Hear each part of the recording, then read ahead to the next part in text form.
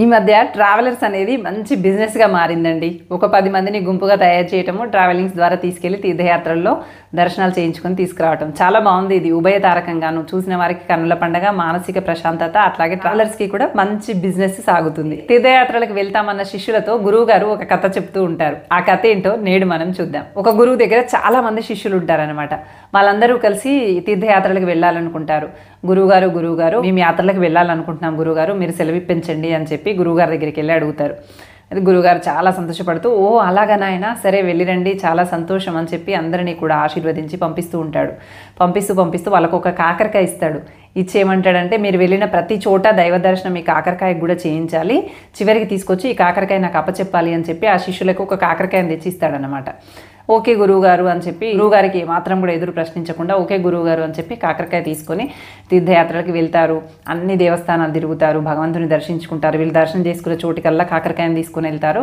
అట్లా తీర్థయాత్రలు ముగించుకొని చివరికి గురువుగారి దగ్గరికి వస్తారు. అలా సంతోషంగా గురువుగారు ఇది చూసాం, అది చూసాం, అక్కడ ఇలా జరిగింది, అలా జరిగింది అని చెప్పి ఎన్నెన్నో విషయాలు చెప్తూ ఉంటారు.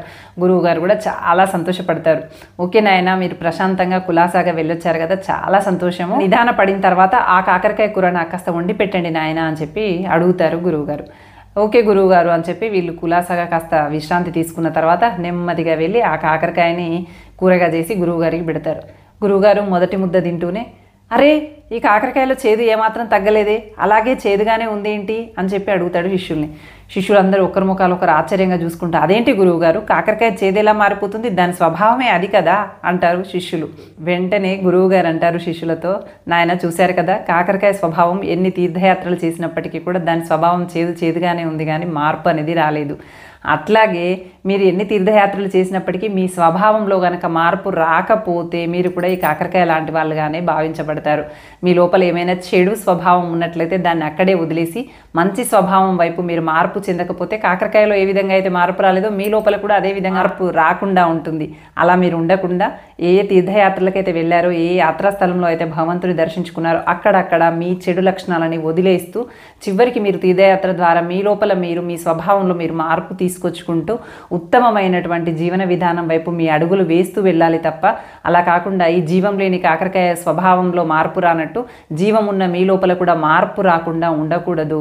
తీర్థయాత్రలకు వెళ్ళాము అంటే మన జీవన విధానంలో, మన స్వభావంలో, మనం ఇతరులతో ప్రవర్తించేటువంటి తీరులో మార్పు అనేది కొద్దిగా రావాలి. అలా మార్పు వచ్చినప్పుడు మాత్రమే ఆ తీర్థయాత్రకి ఫలితం ఉంటుంది, ఆ భగవంతుని దర్శనానికి ఫలితం ఉంటుంది.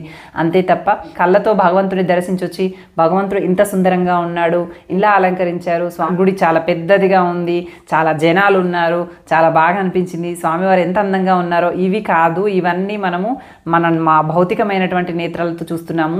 ఇవి కాకుండా మన మనోనేత్రాలు తెరుచుకొని భగవంతుని చూసినట్లయితే మన స్వభావంలో ఉన్నటువంటి చెడు లక్షణాలను అక్కడ వదిలి మన స్వభావాన్ని మంచి వైపు మార్చుకొని పరిపూర్ణమైనటువంటి వ్యక్తిగా మనల్ని మనం తయారు చేసుకుని తిరిగి రావాలి అండి. మన స్వభావంలో మార్పు రానంత వరకు, మన లోపల ఉన్నటువంటి లోపాలను మనం గుర్తించినంత వరకు ఎన్ని తీర్థయాత్రలు చేసినా, ఎన్ని భగవంతుల్ని దర్శించుకున్నా, ఎన్నిసార్లు ఏ ప్రాంతానికి వెళ్ళినా మన స్వభావంలో మార్పు రానంత వరకు, మన లోపల ఉన్నటువంటి అజ్ఞానాన్ని మనం పారదోలుకోవాలి అనేటువంటి సంకల్పం మనలో రానంత వరకు దానివల్ల పెద్దగా ప్రయోజనము ఏమీ ఉండదు. జీవితం కూడా ఒక యాత్ర లాంటిదే.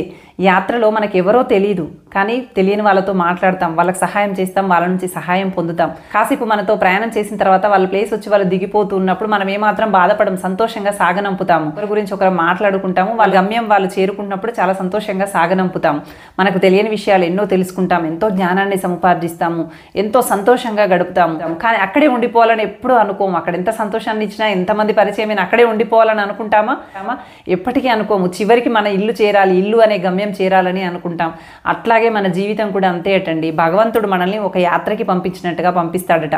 ఈ యాత్రలో మనకి ఎంతో మంది పరిచయం అవుతూ ఉంటారు, ఎన్నో రకాల అనుభవాలు ఎదురవుతూ ఉంటాయి, ఎంతో జ్ఞానం సముపార్జిస్తూ ఉంటాము. ఏది చేసినప్పటికీ చివరికి మన గమ్యం భగవంతుడి దగ్గరికి చేరుకోవటము, భగవంతుడి పాదాలు చేరుకోవటము, అదే మరణము అంటామన్నమాట. ఆ మరణాన్ని ఎంత ఈజీగా మన వాళ్ళ నుంచి మనం దూరం అవుతున్నప్పుడట ఎంత ఈజీగా తీర్థయాత్రల్లో మనకు పరిచయమైనటువంటి వాళ్ళని సంతోషంగా సాగనంపుతున్నామో మన మరణంలో కూడా మనం మన వాళ్ళందరినీ అంతే సంతోషంగా వదిలిపెట్టి మళ్ళీ తిరిగి నా ఇల్లుకు నేను చేరుతున్నాను, ఎక్కడి నుంచి అయితే వచ్చానో అక్కడికి చేరుతున్నాను అనేటువంటి సంకల్పంతో ఉండాలట. అందుకని జీవిత యాత్రకు తీర్థయాత్రకి చాలా దగ్గర సంబంధం ఉంది అని చెప్పేవారు పెద్దలు. మనల్ని మనం మార్చుకోవాలని ప్రయత్నం చేయనంత వరకు, మన స్వభావంలో మార్పు రానంత వరకు ఎన్ని తీర్థయాత్రలు చేసినా, ఎన్ని పుణ్యక్షేత్రాలు దర్శించినా, ఎన్ని పూజలు చేసినా మన స్వభావంలో మార్పు రాకపోతే కాకరకాయ ఎంత చేదుగా ఉందో మన లోపల ఉన్నటువంటి చెడు లక్షణాలు కూడా చేదువై అట్లాగే ఉండిపోతాయి తప్ప ఏమాత్రం మార్పు రాదు.